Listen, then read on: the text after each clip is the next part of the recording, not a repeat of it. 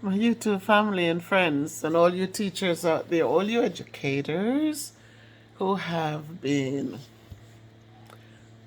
working so hard and doing so much in the communities where you are for our kids near and far, and the islands or abroad. I was just sitting here. It's time for bed. I am getting ready to go to bed. But as I got ready, I got my things ready for tomorrow.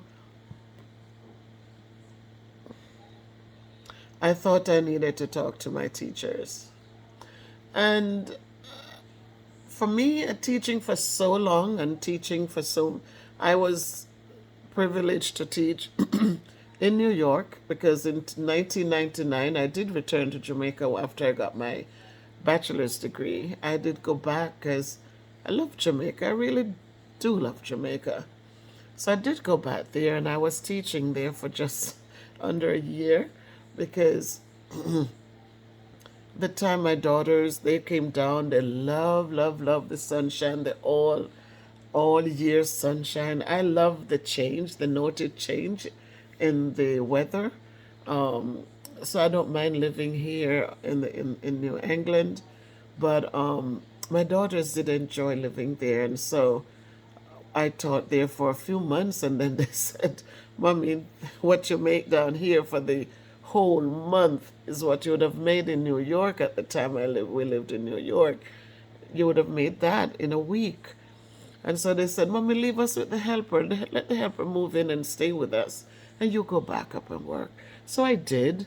So I was privileged to teach in Jamaica. And then when I came back, I taught in New York for a time, and then I moved here to New England, where I've been teaching. I did move to Maryland for a quick minute when my husband came and didn't really care for the all year and the extra cold in the winter. But there was no work in that area for him, and no kind of was a welder for years in Jamaica. So we definitely moved back up this side where he got work. He's in a union and he's doing well. So I saying with those years of moving around, when I came to this in this northern section here, I started teaching sixth grade. I was teaching Common Branch, all subjects, and it felt good each time when the principal would talk about the work I do and how I wore my heart on my sleeves. I didn't understand it, but he always tells people that when it came to the kids, I wore my heart on my sleeves, and the success each year. Each year, my students were out doing the district like left, right, and center in reading and math all the time. And it continued over the years. And so tonight, I'm still here, still doing what I do, and just still working with what I have to work with. And so I thought I could give a few tips to our teachers. And the first thing that I know that gave me success as a teacher in the classroom was that it's a good thing if you can hold command of your classroom. A lot of us like to ask kids, "Can you do this or can you do that?" Another way to do that is to tell them, "John, get up. Michael, stop talking." But don't ask them, "Can you please stop talking? Can you stop talking, please?" Don't ask these kids, "Can you?" Because they will tell you no, they can't or they don't want to. So just tell them what you want from them, and have those kind of conversations when the school year starts. That in this classroom, we want to make sure that um, when the teacher, you know, I don't say you need to yell at anybody's child, but if you ask them, if you tell them to do something, you're giving a command. If you ask them, you're really saying, "Can you do this for me?" And they can tell you, "No, I don't want to do it." So that's one thing that got me through. Another thing that got me through was you don't ever try to argue with a child because they will outdo you, especially they're sitting in a room full of their little buddies and they have the spotlight, not you, the adult. It's them, the young people, who have the spotlight. And so you don't ever want to get into a tit for tat kind of a situation. You're the adult, you have to play the role of the adult. A lot of times kids come and they're ready to tell you words that sometimes are very hurtful. Again, as I said, I've had situations like even last school year where kids were brave enough to tell me how much they hated me. So I didn't talk badly to the kid or put the kid down or talk, I just said to him, I waited for the next day because by then everything was calmer. He was, after he said that, and I took him in the classroom and I talked to him the morning when they came in for the first period, and I said, talk to me, explain to me what you meant. And he did explain to me because he was so, you know, what he said something just so rude, and he said that's why we all hate you, and the word hate is a strong word, and for somebody to say they hate you, there has to be something more. So I didn't just, some teachers say, yeah, it's mutual, I hate you too. So what's the, no, don't ever do that to a child. Wait it out, and then when the right moment appears, tell them to tell you the reason why. A lot of times, even in our relationships, when words are spoken, we never stop to say, what happened? Why would you have said something like that? It's always the back and forth and who can tell the harshest words. So don't do that. Just wait it out and then ask. So when I asked him the next morning, he explained, and he said that I expected too much from them. And so I was able to calmly explain to him that as a teacher, when they come in, I do have to expect them to do well. I cannot just have them come in and they don't do work, and they talk and they disrupt, and it's okay. It's never okay, because they're also taking away time from other people's children. So don't tit for tat with kids. Have conversations with them. Find out what the problem is, and so you can guide them.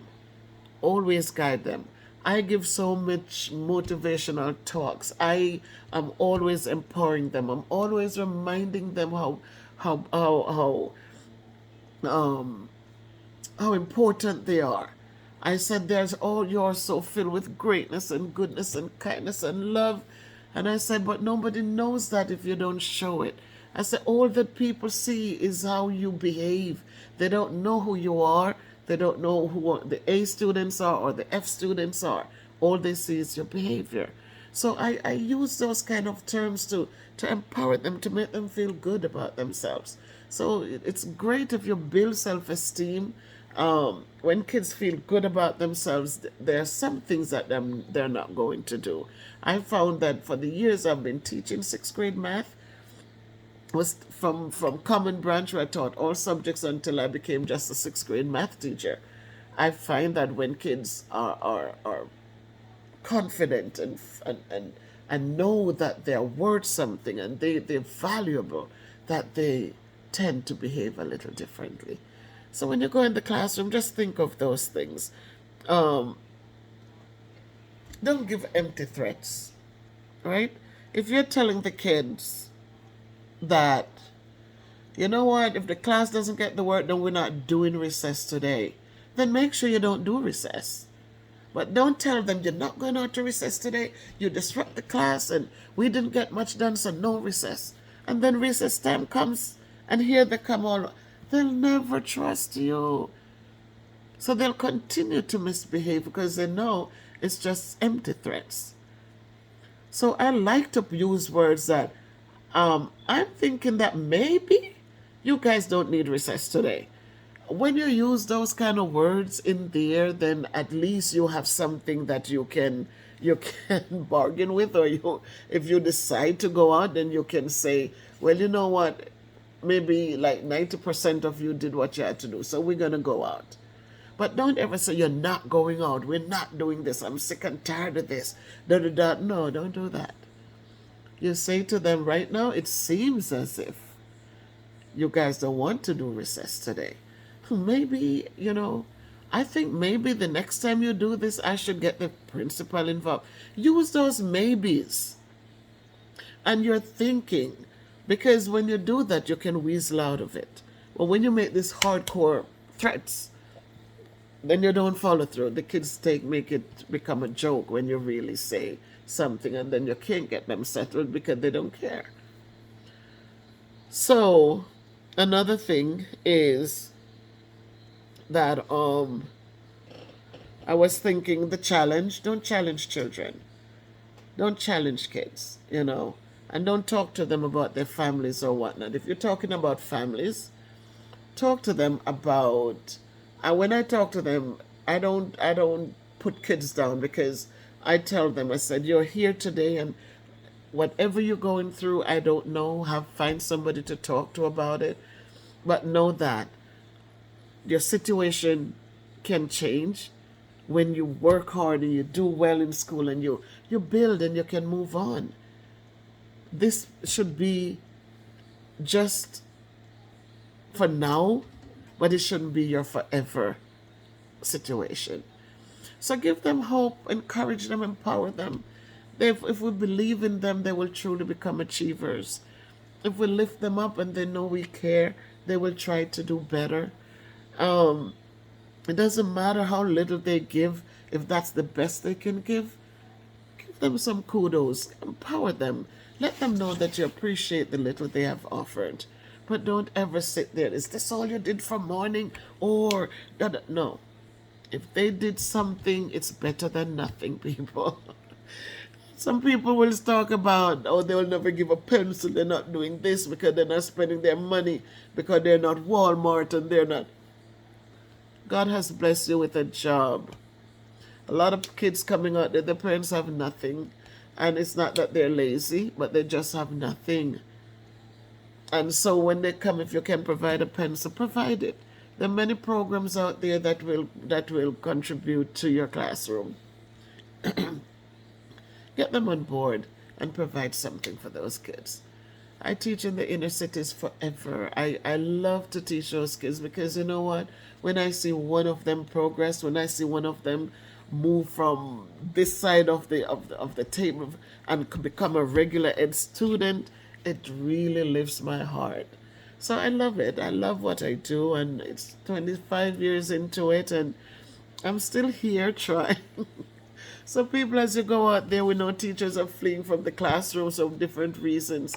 But those of you who are willing to stay because you care, then please stay and motivate one or two or more, because we can do it. The words are in our mouths. It's in our hearts. If this is how we live, then we can spit it out naturally.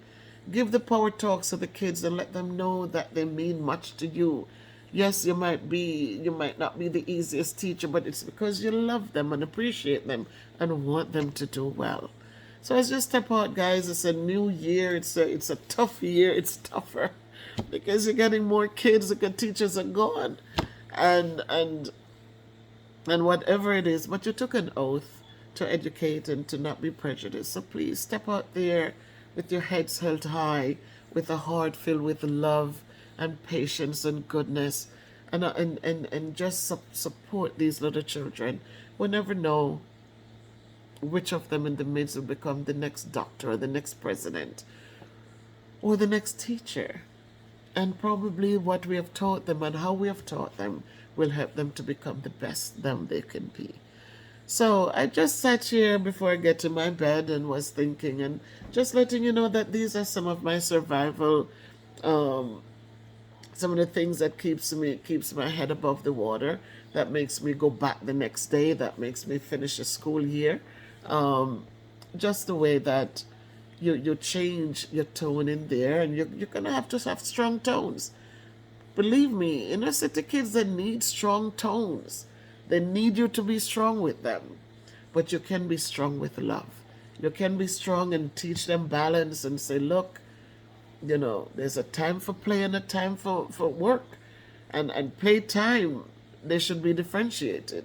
So when I speak to you one time, it should be one-on-one. I speak to you one time, you hear me, you do what you need to do. And so again, teach them to respect the space that is being shared by not just them, but by other people's children who also come in to learn. So I hope that my little talk will help you guys and to just make the path a little bit more easier. A lot of times we have to change things. Less is more. Don't step in the classroom overdoing things. Do not step in a classroom overdoing, because you're going to get burnt out. Don't overdo. Less is more.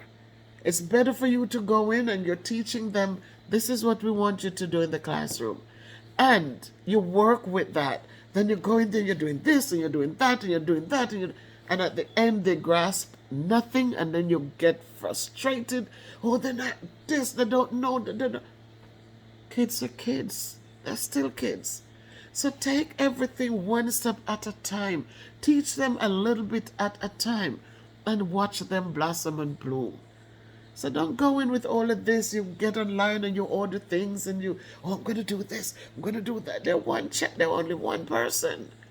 And especially when you have more than one teacher throwing things at them, it is too much.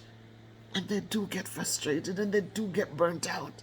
And just think of you at work when the principal wants this, the principal wants that, everybody wants it, social worker wants this, the special ed teacher wants this. Oh my God, everybody is depending on you. Oh my God, I'm sorry guys, my light went out, man. This is so funny. I guess it's telling me, shut your mouth, stop talking. But I'm using my ring light and it's plugged into my computer. This is too funny. It's bedtime, guys. It's bedtime. So anyhow, just understand and move forward and grow a little at a time so that you can be happy, doing what you do well. So again, my teachers, this one is for you. And this is from a teacher who have taught for 25 successful years. And I hope something I've said will make it a better place for you as a young teacher coming into this field. Again, if you can't be good, be careful, but walk good, people. Sleep well. Love, love, love to you. Like the video. Share one, share two, share a lot of them. But please, please make your comments. Give me a thumbs up if you like the content. And walk good, walk good, walk good.